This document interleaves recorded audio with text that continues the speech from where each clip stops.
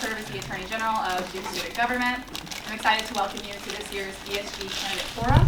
It is the hope of myself and the Board of Elections that this forum will provide an opportunity for you and others in the Duke community to hear directly from the candidates running to serve as President and Executive Vice President of Duke Student Government for the 2025 through 2026 academic school year.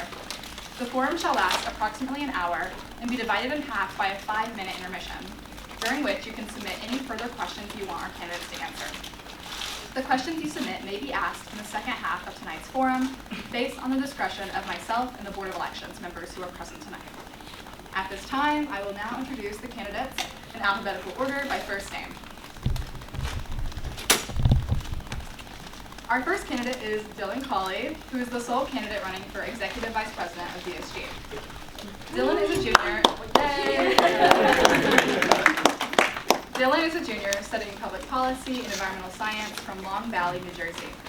Currently serving as the first ever Speaker of the Senate in DSG, he's built on his experience as a freshman and sophomore Senator of Services and Sustainability to improve legislative efficiency.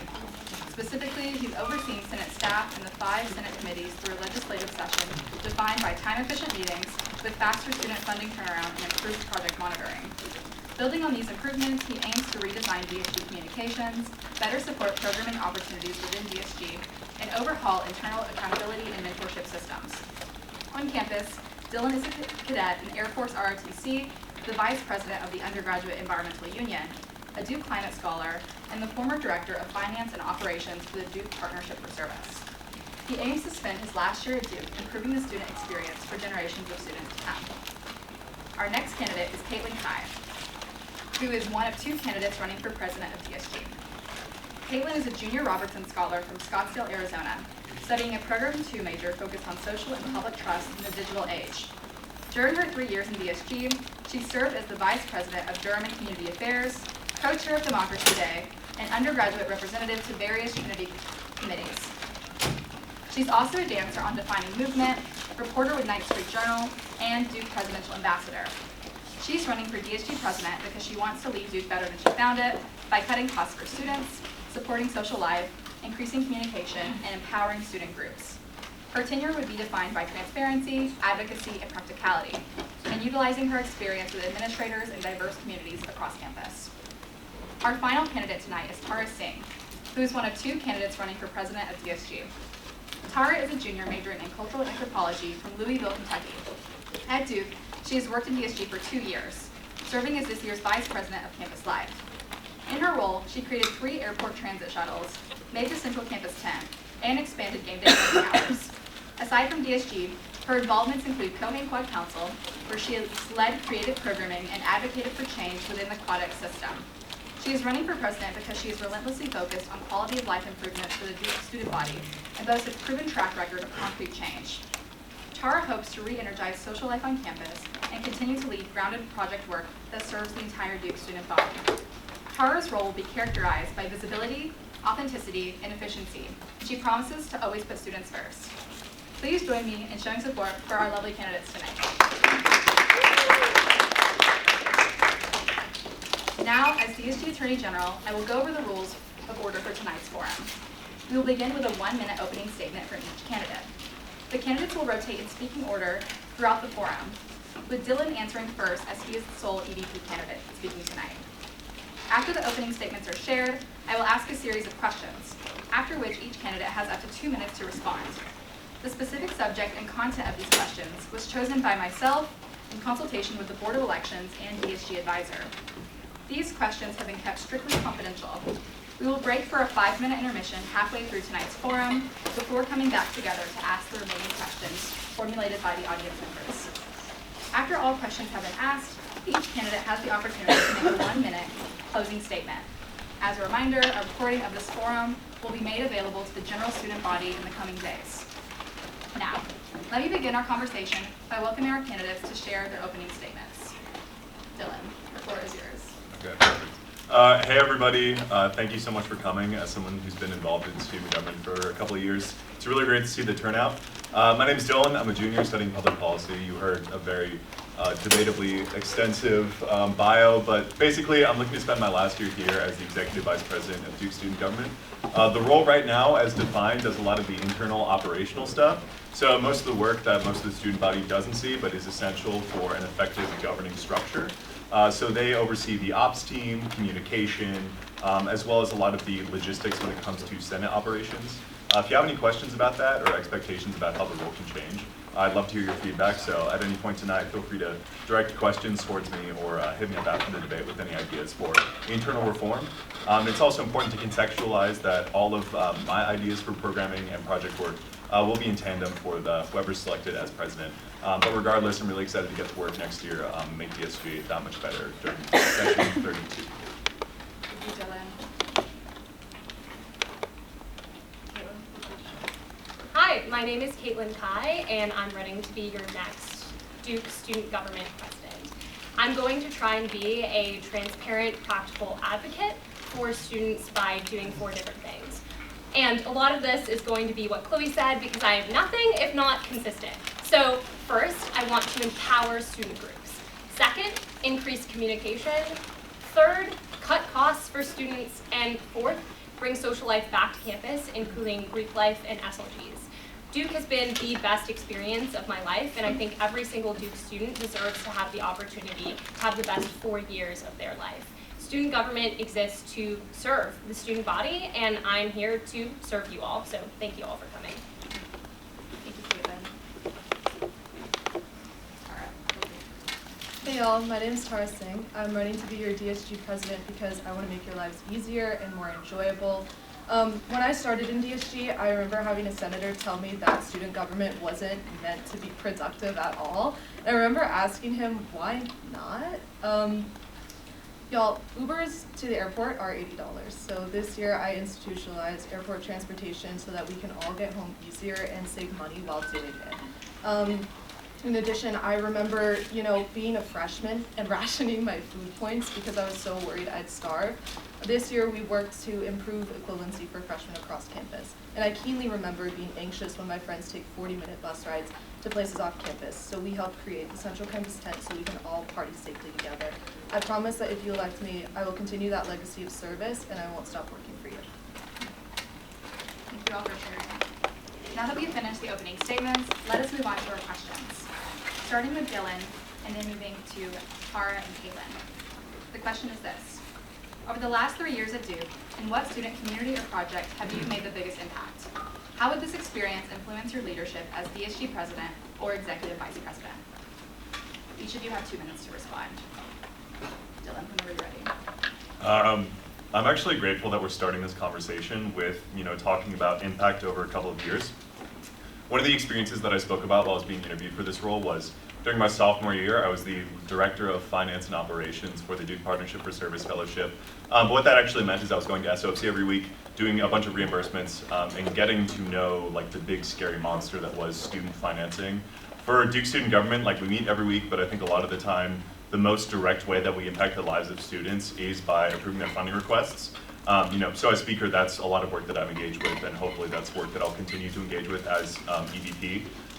Not only have I realized that there's a lot of miscommunication about what that process looks like that, leave students really confused when they go into that room, but also with a lot of questions and considerations about how we're allocating funding towards different student groups. But when that process goes smoothly, we're able to support really effective student work.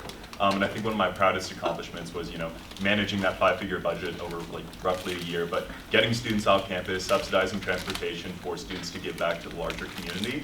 And I think a role of Duke Student Government that I can, really look forward to is one in which we're able to empower students who have great vision and ideas for how they can, leave their own mark on campus and in Durham in their 4 years here. And we as student government can empower that vision however we see fit. So whether that's, being more generous with student funding or really just being more communicative of how accessible that funding is and how it can, better subsidize transportation and make all these things more accessible I think that's a key way in which we can continue a lot of that work. But in terms of some of the most influential experiences for me that have shaped my vision of how Duke student government operates, but then also personally how I can appreciate impact on campus, I'd point to my experience on DPS.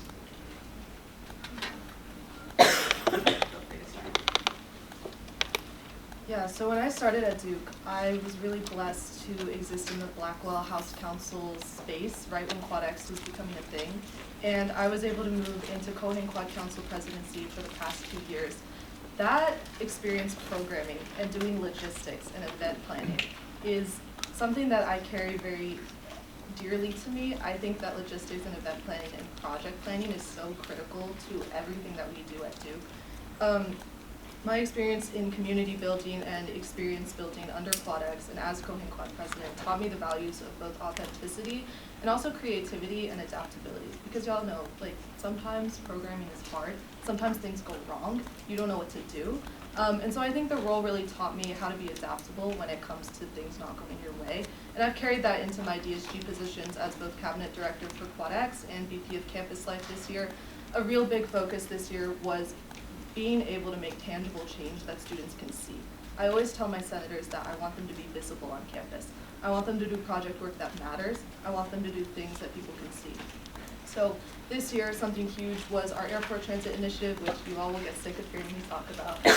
But it also includes the little things. Like this summer, we're instituting ADA water bottle filling stations in the older gyms.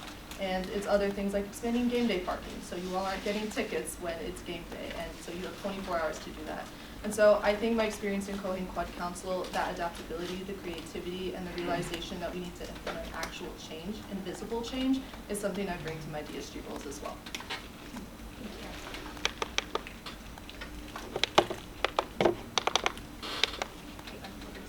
I think the project of mine at my 3 years at Duke that has been both the most visible and the most impactful was running Democracy Day, not just once, but 2 different times, and to great success. So luckily, both times that we did Democracy Day, the very day that we did it, we doubled voter turnout at Karsh Alumni Center, because voting matters, being political matters, and being represented matters. And I think as student government president and through this experience, I really realized that you have to put your money where your mouth is. If you care about something, you have to stake out your values and pursue them. And just because Duke has always been an apolitical campus does not mean that student government should not be involved in encouraging people to get out to the goals. And I think there were also really practical lessons that I drew from running Democracy Day.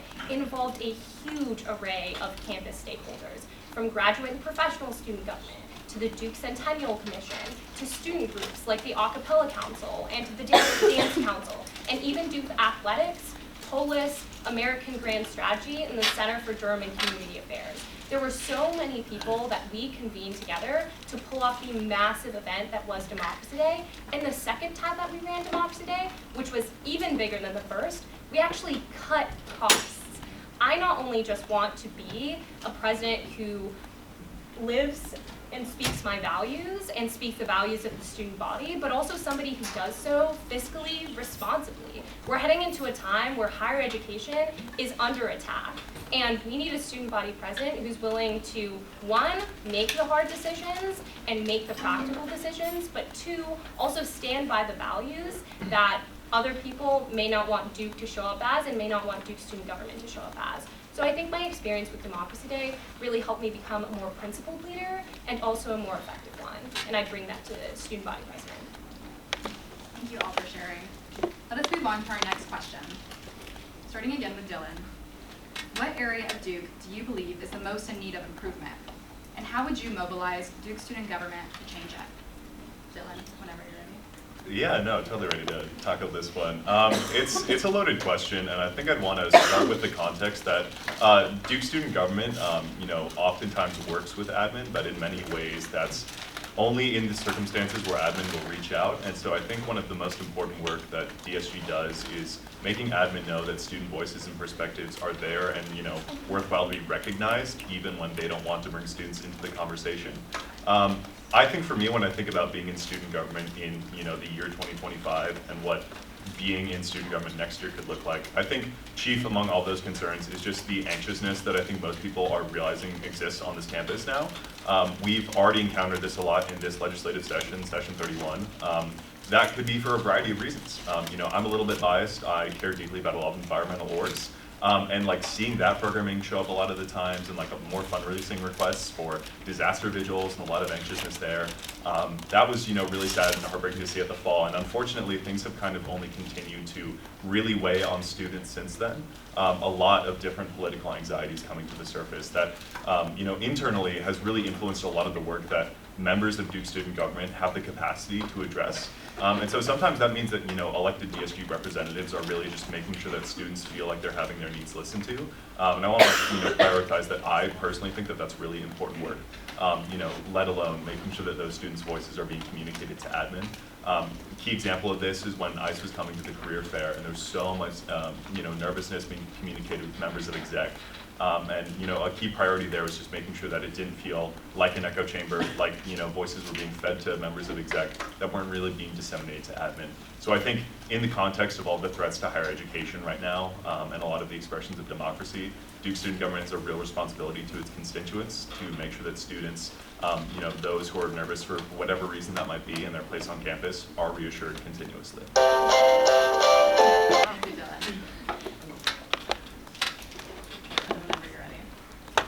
I think one of the issues that's top of mind for many Duke students is the rising cost of attending Duke, being a student here, and just living here.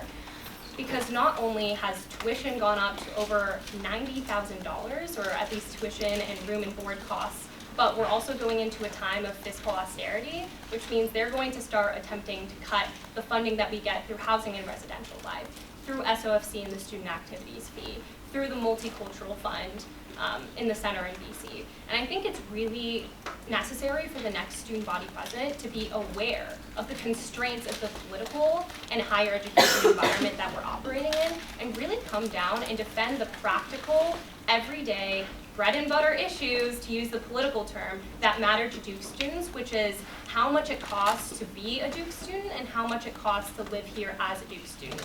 And I plan to help defend Duke students in a couple of different ways. So first is utilizing my experience as a journalist. I think I'm really lucky to have had a really wide array of experiences.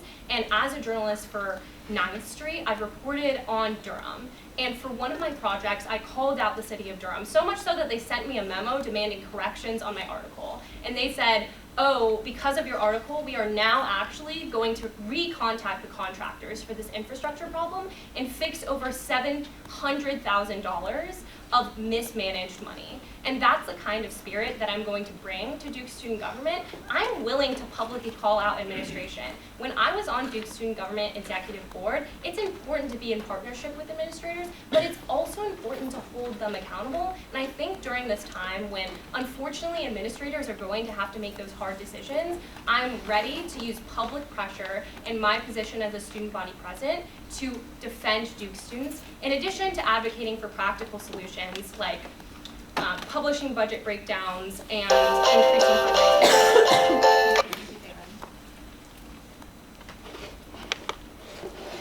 Yeah, I think Caitlin gave a very spirited answer. I agree. I think Duke is getting more expensive every year. I mean, the Chronicle did great reporting a few weeks ago talking about how tuition for the class of 2026 has increased 16% since we got here.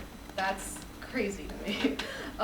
I think it's really important for the role of a DSG president to advocate for her community. I think in the incoming federal sort of landscape, we're seeing things like financial aid being potentially the first to go. And I think part of the role of being a student body president is advocating and standing up for our underrepresented communities on campus, whether that's protecting them or advocating for different solutions such as expanding freshman equivalency as things get more expensive, or if we were willing to work with student workers and protect our RAs a little bit more. I think there's visible ways to do that, whether it's bringing Duke Life out of the library and giving them their own space. but I really think the role of a Duke Student Government President is to advocate for those students in administrative spaces, negotiate and tell them, and really reflect what the student body believes. Thank you, Tara. Now moving into our last question in this first half of the forum, starting with Dylan again. How do you plan to lead DSG in improving our campus social culture, especially in terms of off-campus and on-campus divides and the implementation of Quad X over the last several years? So I think everybody who's been involved in DSG in this room, which I think is a fair amount, knows that when it comes to navigating on-campus versus off-campus social life, this is probably one of the most hotly contested issues within Duke student government. And I think it's representative of the fact that most people find community at this amazing place we call Duke through a wide array of existing social networks. For some people, that's off-campus affiliation. For some, that's on-campus, and that for a lot of people, that was SLGs. And now there's a transition there where they're being moved off-campus. So I think students are, continuing to seek out community, but being less understood about where they can find it and how accessible it is. And I think most importantly, what the future is there. I think one of the things I'm gratified with, and DSG is, oftentimes being within the room for a lot of these conversations. So some of the project work we've already discussed today when it comes to, measures about SLGs and LLCs and the central campus tent. It's been gratifying for me to be in the room so I can tell people and reassure them that oh, these conversations are being had within admin. But oftentimes I feel like there's an expectation there that those goals and initiatives should also be communicated more directly to students themselves. I think that admin has got a whole bunch of initiatives in terms of supporting both off-campus and on-campus initiatives. And stepping into the role of EVP, I want to recognize that a lot of that just fits into their larger mission. When it comes to things like the capital campaign and Centennial, the Duke administration is going to have their goals that really student government can only provide input on but can't directly change. But I think there are other issues when it comes to representing, off-campus voices in these conversations that are actually really crucial when it comes to deciding initiatives and inclusion for measures like the on-campus tent. I think this is probably one of the weakest areas of communication between the student body and student government, and one thing that I'd hope to prioritize in terms of making more clear to our constituents.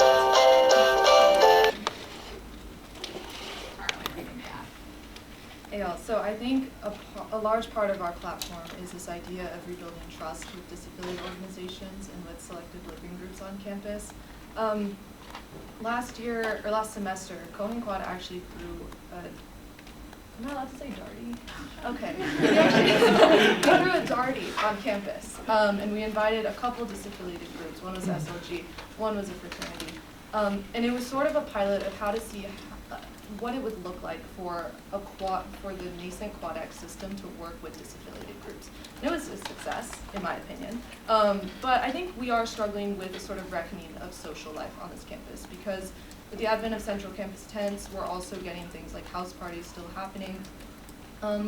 This past year, I sat down with leaseholders and other disaffiliated organizations to talk a little bit about a house party protection system, which mirrors the one that's currently in place at UNC to sort of protect our off-campus students.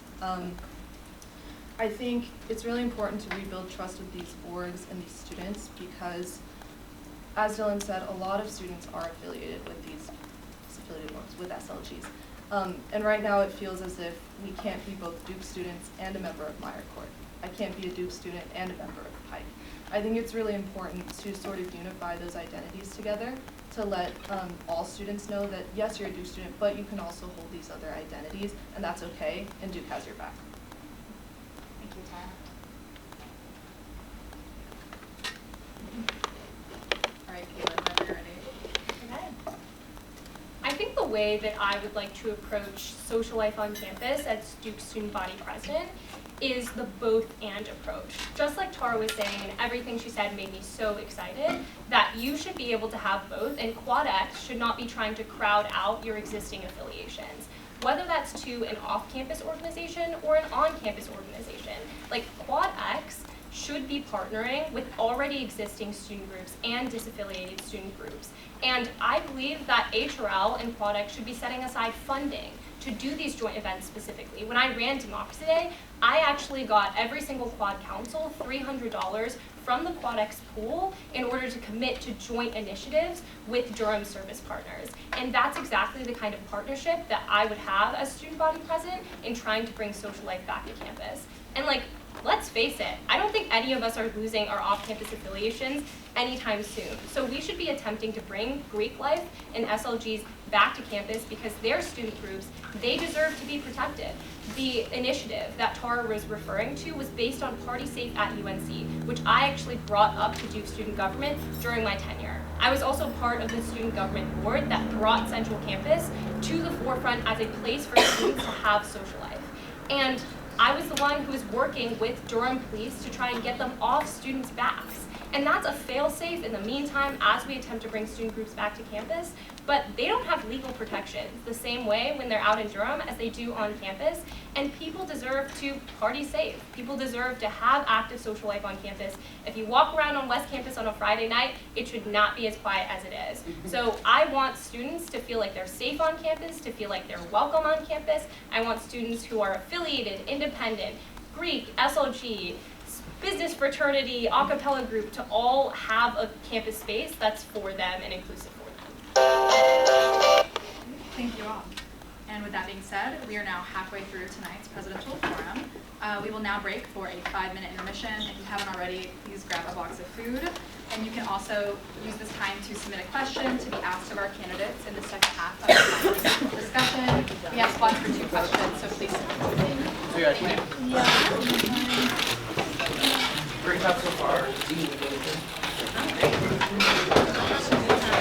Alright, I was like, why would you say that?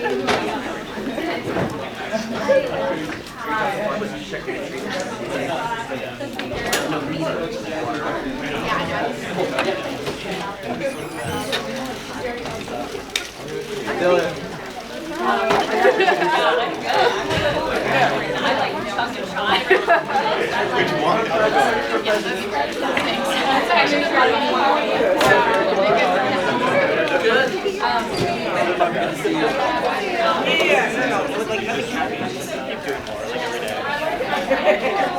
Good.